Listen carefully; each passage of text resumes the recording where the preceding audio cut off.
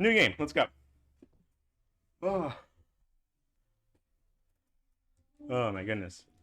I'm so glad that there's not a run after me today. Because otherwise, I would just be awful. Alright. Bum, bum, bum. Boom, boom.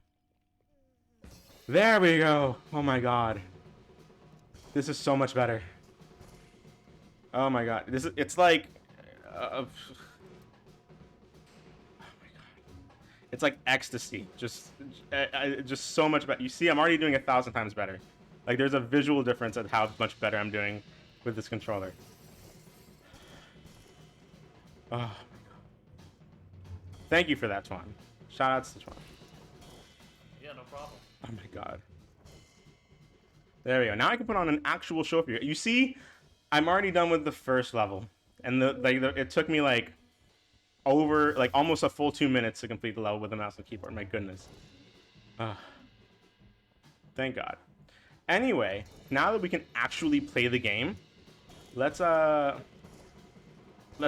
into like the real meat and bones of this. One thing that you have to like really get good at is kind of like the risk-reward factor of Ape Out.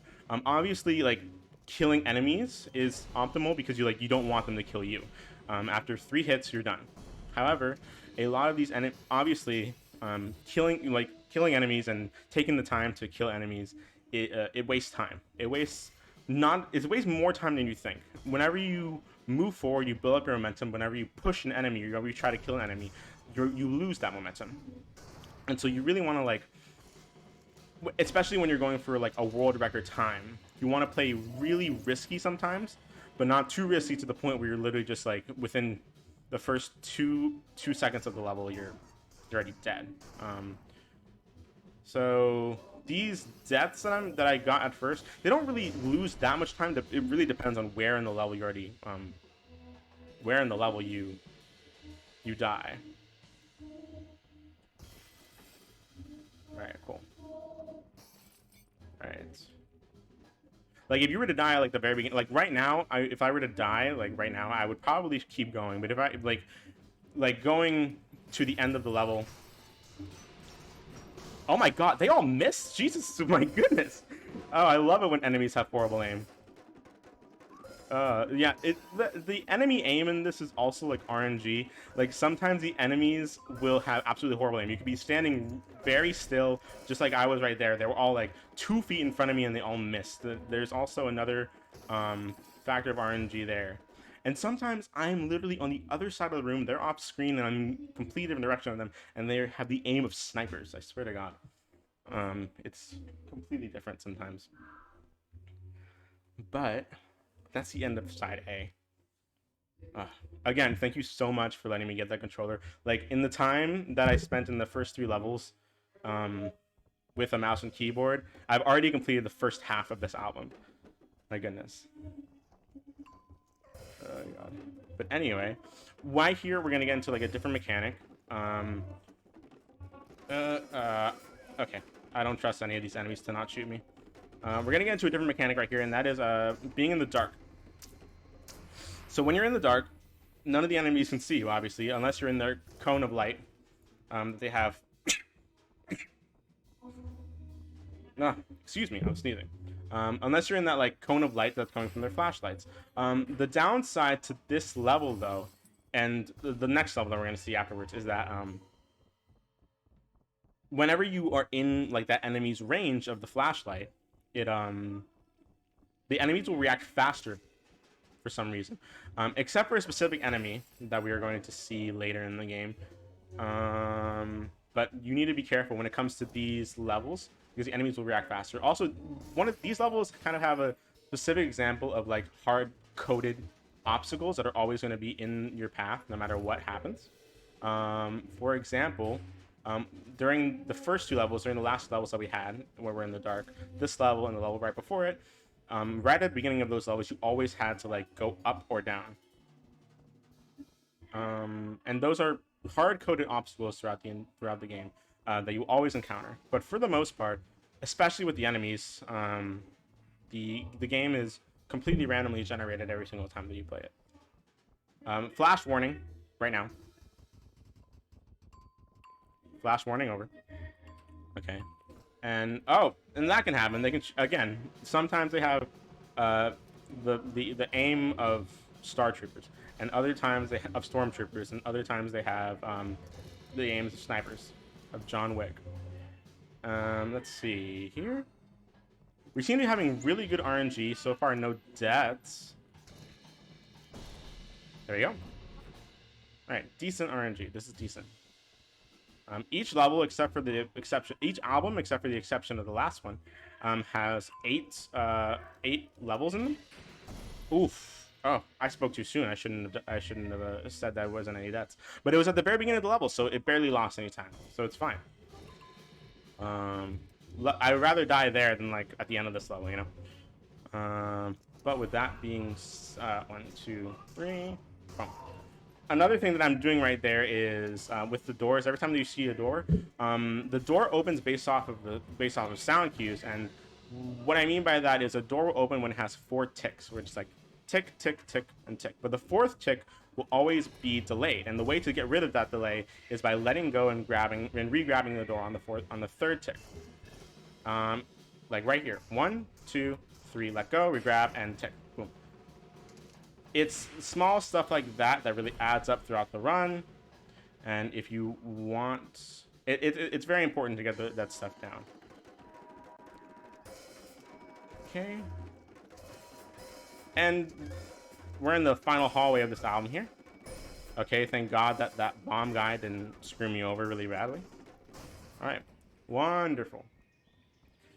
So much better. Okay. So yeah, that's the end of album 1. There is a specific glitch at the beginning of album 2 that we are not going to do because it's not marathon safe. And I'll explain it right now. Right during this loading screen, there's a small little window of time where the game will still be able to read your inputs. And if you were to hold down like the push button, which is the R2 on my PlayStation controller, like the right trigger, you are able to skip this cutscene for whatever. Like you already pushed the guy out of the building that I'm going to push off right now, and you're able to skip this cutscene. And the problem with it is that it actually causes this weird state that you're in where you've skipped the cutscene, but if you were to die in the first half of the album, so any part inside A, you will soft lock the game. I do not know why it happens. I feel like someone else in the APOC community can probably answer that question a bit better than I could. Specifically Double Squirrel. He seems to know a lot more about the technicalities and science behind the games than I do. Anyway, this is kind of like my favorite level personally. I feel like it has a lot to go for it in terms of music, in terms of layouts. There's a specific thing about this album though that kind of grinds my gears a bit. It grinds the gears of like every runner playing it.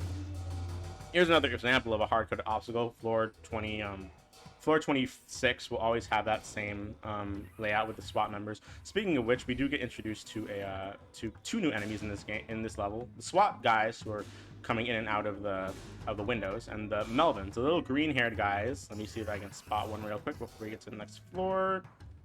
Not yet. So like the little green-haired guys are very small, very light to push around.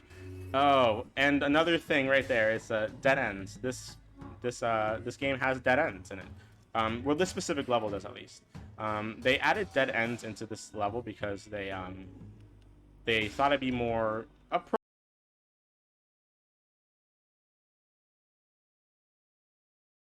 appropriate for like the audience, for like an office space, right? And it makes sense from a casual perspective, especially when you want to increase the difficulty of the game. But it is unfortunate from a speedrunning perspective because you just want to kind of get through and then you hit a dead end that's all the way at the end of a hallway and you have to double all the way back. There are certain cues that we can do to avoid them. For example, any checkered room with a checkered floor is automatically a dead end, and any room with a striped floor you can automatically just walk through. So it's not totally bad. Like that room right there is a dead end. I did not have to continue walking towards it or exploring it. I knew it was dead end because it was checkered floor.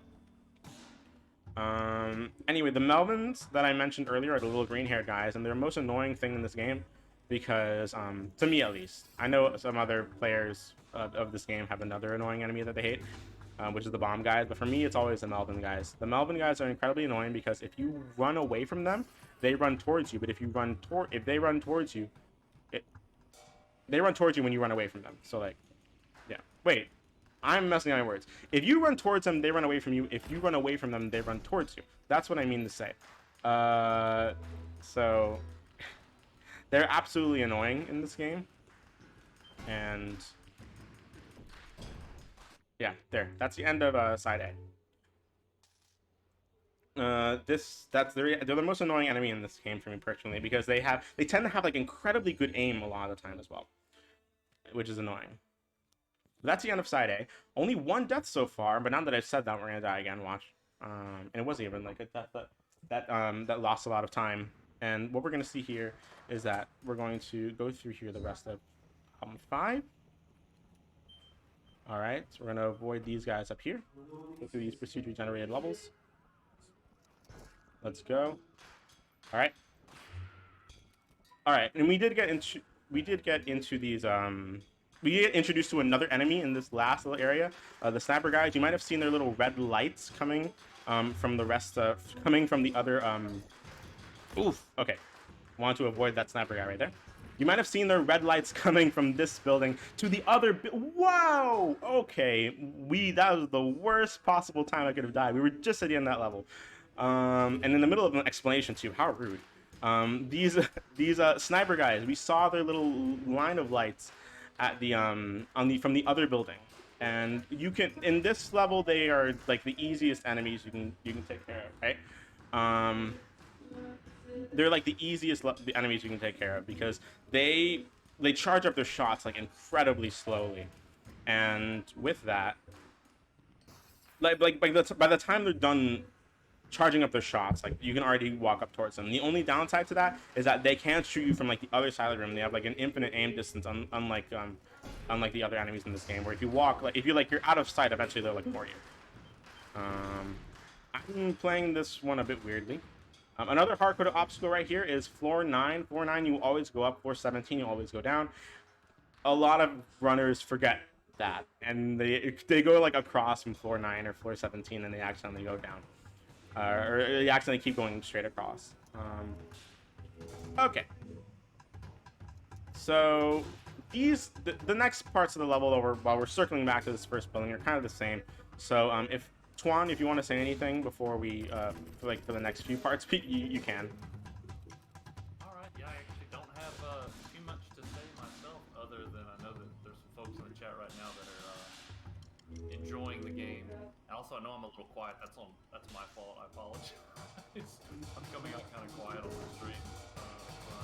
Yeah, no, I'm glad you got your controller, because I would much rather see you run it like as optimally as possible. Yes. I feel like it just felt awful running it with a mouse and keyboard. You know, I thought I could improvise it, but it's not nearly the same. And I feel like people in chat definitely, like if you're watching, you definitely saw like a visual difference between me and a mouse and keyboard and a controller. So thank you for that. And I suck with mouse and keyboard, so I feel terrible to make you do what I would hate to do. Yeah, wonderful.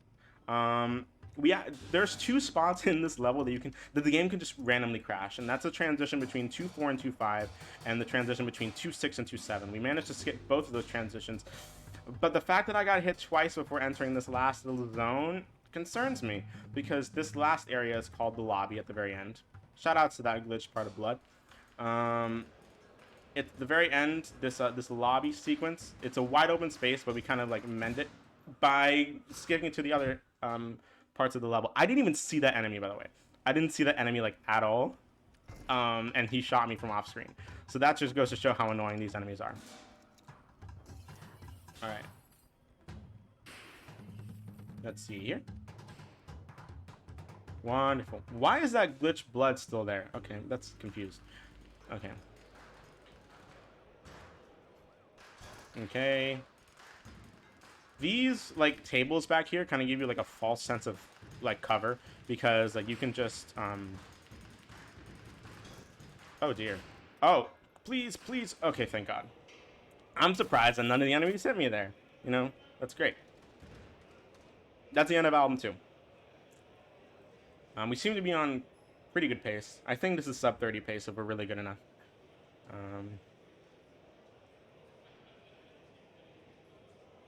Let's see here. Album 3. Okay. Okay, album 3. Each little section in this game, each album has like a different theme. Album 1 was a laboratory. Album 2 was a high-rise, which is the one that makes the least amount of sense. I don't know why a monkey would be in a high-rise, but this one is a military encampment where they've trapped the monkey because they find it a danger to society. You know, naturally.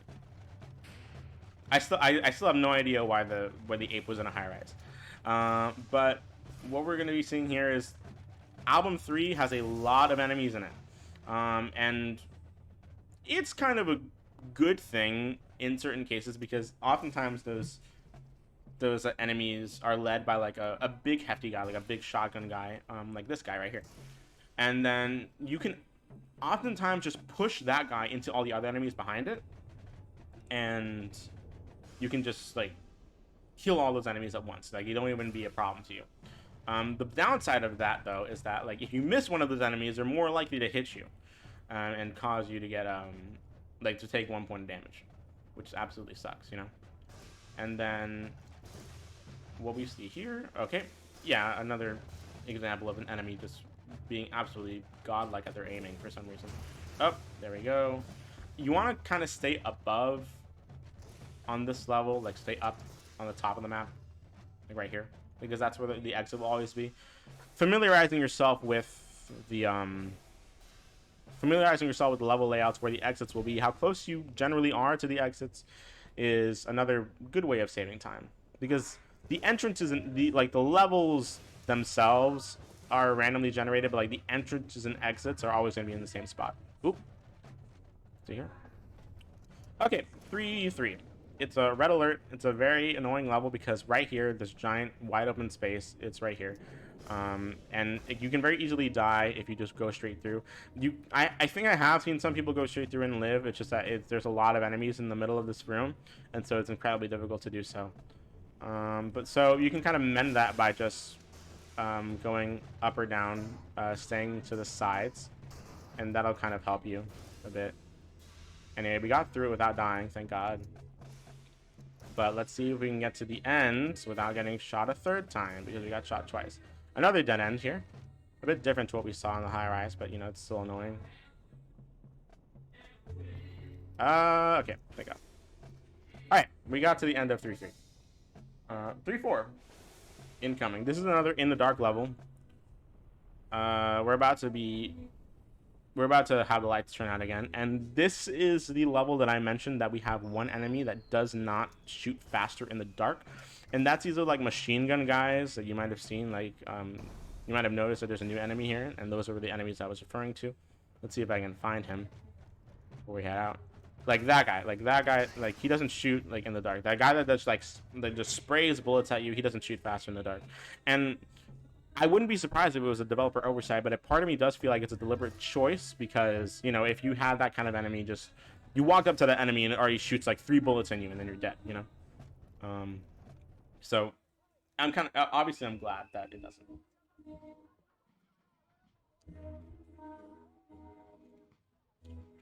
But anyway, that's the end of side A. Ready to get to side B.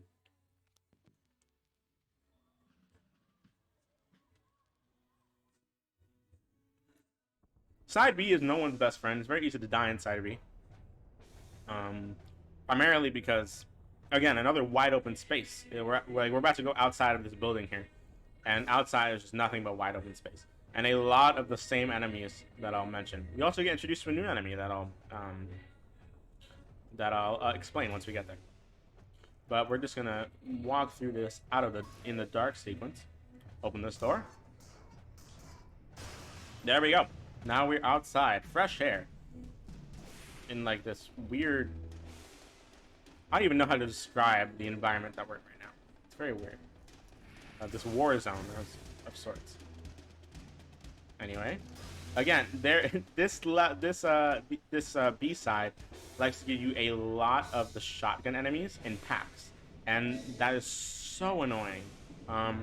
if they're really close together, they're easy to kill, but it can be very annoying with a bunch of shotgun enemies looking at you at the same time. We get introduced to a new enemy. These flamethrower guys are the easiest enemy in the game. You know, all you have to do is like literally just run past them. They can't even hit you with their flamethrowers. They're not fast enough to. They can be useful in certain cases though.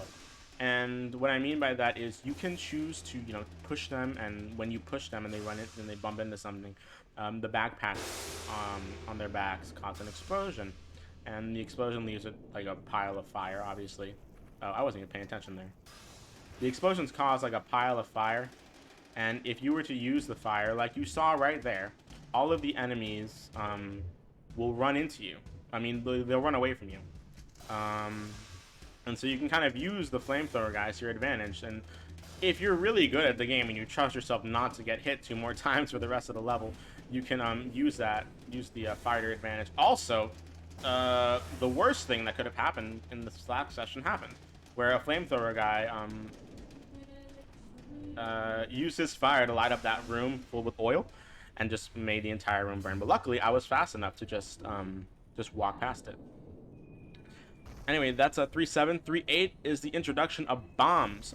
Oh, like that guy right there, the bomb. Okay, I almost threw the enemy into the bomb. The bombs are the most annoying thing, primarily because they kind of just like to land straight in your path.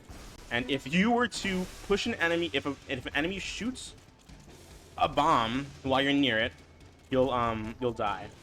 If you run into the bomb while it's on the ground, you're gonna die. If you push an enemy into the bomb, you're gonna die.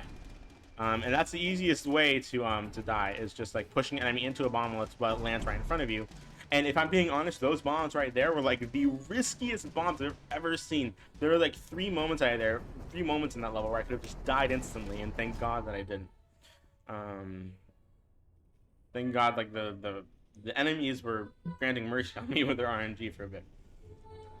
Alright, so that's the end of album 3. We're in the end sequence of album 4. Album 4. The theme for this album is like kind of like a Madagascar situation, where you get shot in the butt with a tranq, and you get put on a boat, like we're gonna see right now. Okay, we're about 6. If we're really good, we're about 6 minutes away from the end of the game. It's nice. All right.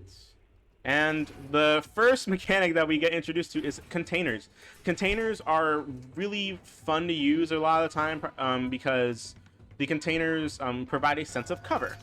And also, the doors, if you like open a door to a container while you're behind it, what the? Okay.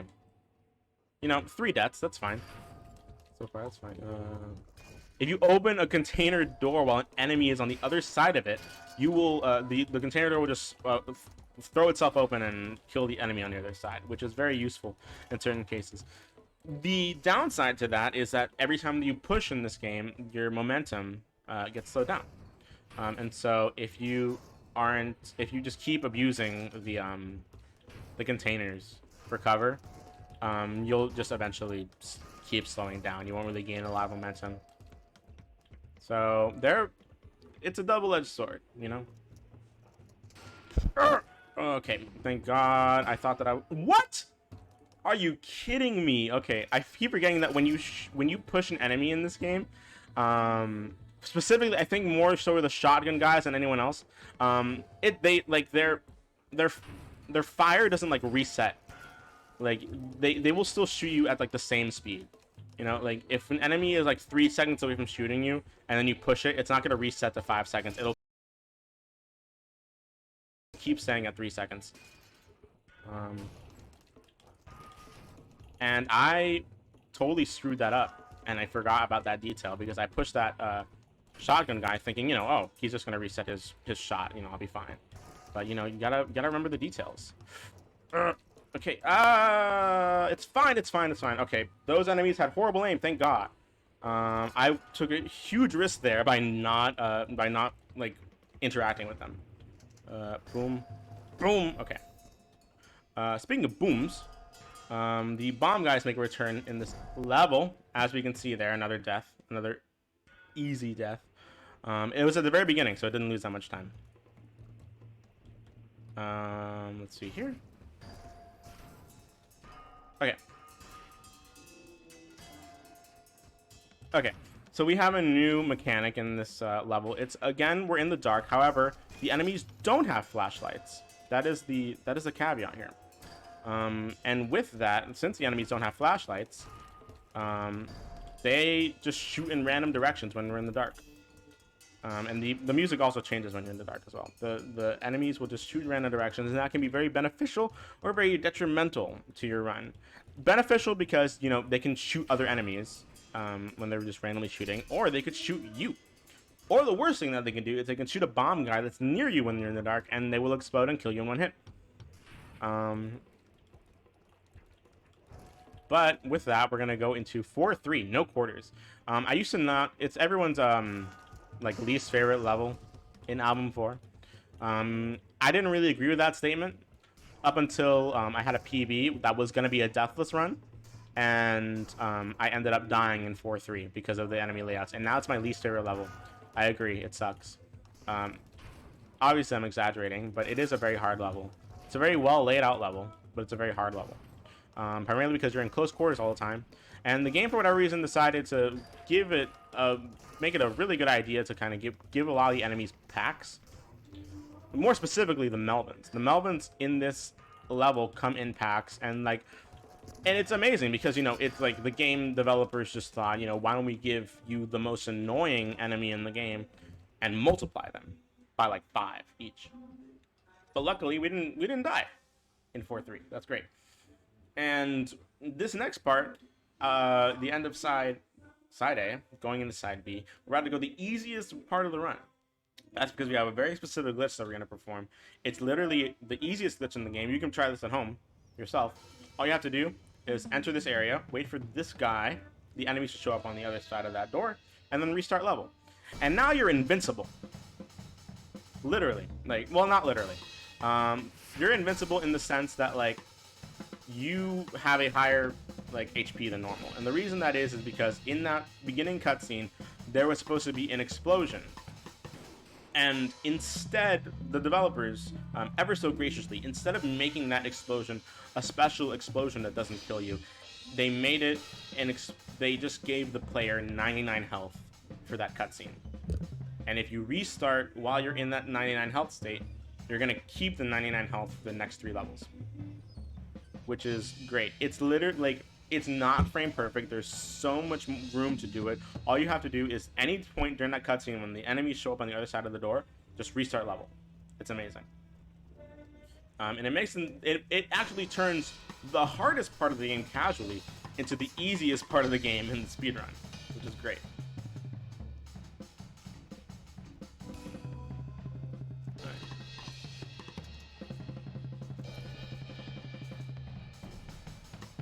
Alright, and another introduction to a new enemy that we have is the bazooka guys, or like the missile launcher guys. Voice crack there.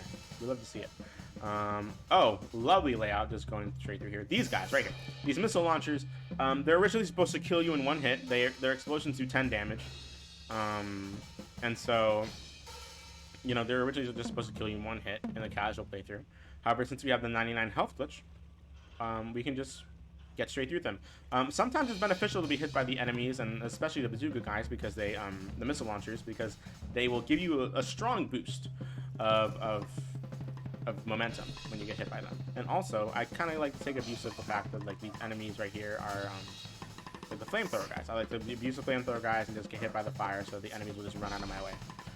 However, you do not want to get hit by too many of the missile launcher guys, even with this 99 health glitch, because you're not invincible. You just feel like you are. You do have 99 health, so you can get hit by around 7 or 8 of these guys. You can just hit by 7 or 8 of these guys, right? And you can still live. But, you know, you rack up hit points from the other enemies as well. We're in the last level of the game. We're in a zoo. We do not have the 99 health glitch anymore because, you know, that scene change kind of reset our health. But we do have an introduction to another mechanic, which is the animals. the animals are in these cages and they can help us with getting out. If you were to free the animals, the enemies in this game will start targeting them, and the animals will also start attacking the enemies, which is it's a very mutual relationship, and we love it when the enemies help us, when the animals help us. You know, fun fact about that actually is that if you were to in the Switch version of this game, if you were to like free all the animals, the game would crash because there's too many glass particles on the screen, you know, because you're freeing all the cages. But that's not really a problem in the PC version. And we do get introduction to another guy, which is like the tranquilizer guys. I don't think we're getting hit by one of them, so I won't get to show off what they look like when they get hit by a tranquilizer guy. But that's the end of this level. Time is going to come up when the title screen appears and the piano kicks in. So that's 3, 2, 1, time. 30:46. That's respectable. You know, with 5 deaths, that's actually a very respectable time. I'm perfectly fine with that. But yeah, that is Ape Out. You guys can enjoy this beautiful ending music with it's You Gotta Have Freedom by Pharoah Sanders. It's an amazing song. It's the pure dopamine that you get when you hear the song and you get a PB. It's an amazing feeling, and I'm so glad that Runs to the Rescue was able to accept me for this marathon. I was originally going to enter like a new speedrun, you know, because that's like the whole theme of this marathon. But unfortunately, you know, life happened, and I wouldn't be able to take the time to learn a new one. But I'm so glad that you were able to let me show off Ape Out here, because it's an amazing game. If you are interested in this, if you like games like Hotline Miami that I get compared a lot to, you should try out this game. It's gonna be amazing. Casually, it's underappreciated. As a speedrun, it's especially underappreciated. We're a very small community. You can just look us up on speedrun.com, join the Discord. You know, it's all fun in the speedrunning Discord. You know, me and Bowden, the world record holder, anyone else in the Discord will be more than happy to help you out. So yeah, that's just that's Ape Out. That's Ape Out Warpless. Thank you so much to Run to the Rescue for letting me show that off, and thank you for letting me close this marathon. It was a wonderful time. I don't know I'm coming in a little quiet, and I'm gonna feel terrible if I'm actually wrong on this, but I don't think I am. You did get a run into GDQ, correct? I did. Yeah. I just wanted to bring that up. Like, it's cool that you know, it was one of the runs you submitted, correct? Was it Superliminal, I think? No, it was an Antechamber. Oh, Antechamber. Yeah. I just, you know, I would have gotten it right eventually. I knew the runs you submitted. Yeah. Like, yeah, if you wanna see more of Ozmourn outside of, you know, the various marathons that you've submitted to, you know, other than GDQ, you can also see Ozmourn at GDQ. So yeah, definitely promote that too. Yeah, it was a very it was a very surreal experience getting accepted in the GDQ. I'm very glad to show that off, you know, and I'm hoping that you guys can have me for the next marathon that you're doing, whenever that is. You know, that's gonna be great. But thank you so much for letting me show this off. It was a really fun time.